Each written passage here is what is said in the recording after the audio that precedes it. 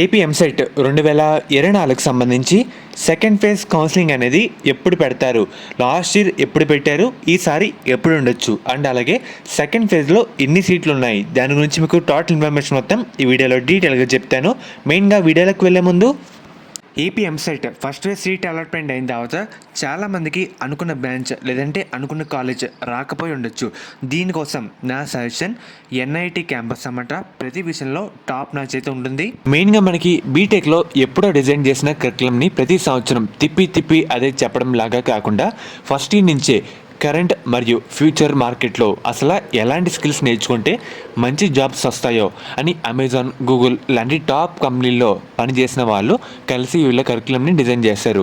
ఎన్ఐఏటి అనేది 4 years on campus programme అనమాట. మనకి హైదరాబాద్లో టాప్ కంపెనీస్ మధ్యలో వీళ్ళ క్యాంపస్ అయితే ఉంటుంది.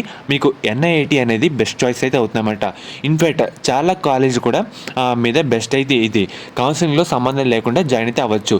సో మీకు I strongly recommend you to visit the campus. ఇంకా ఎన్ఐటి గురించి పూర్తి డీటెయిల్స్ మీకు తెలుసుకోవాలి అనుకుంటే డిస్క్రిప్షన్లో కామెంట్ సెక్షన్లో మీకు ఒక లింక్ అయితే ప్రొవైడ్ చేస్తాను. మీ డీటెయిల్స్ అన్ని ఎంటర్ చేసి ఒక ఫ్రీ డెమో అయితే బుక్ చేసుకోండి.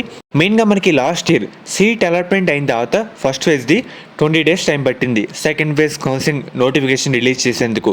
బిఫోర్ లాస్ట్ ఇయర్ అంటే 2022లో ఫస్ట్ ఫేజ్ సీట్ అలాట్మెంట్ అయిన తర్వాత 26 days టైం పట్టింది అన్నమాట మనకి సెకండ్ ఫేజ్ కౌన్సిలింగ్ నోటిఫికేషన్ అవడానికి.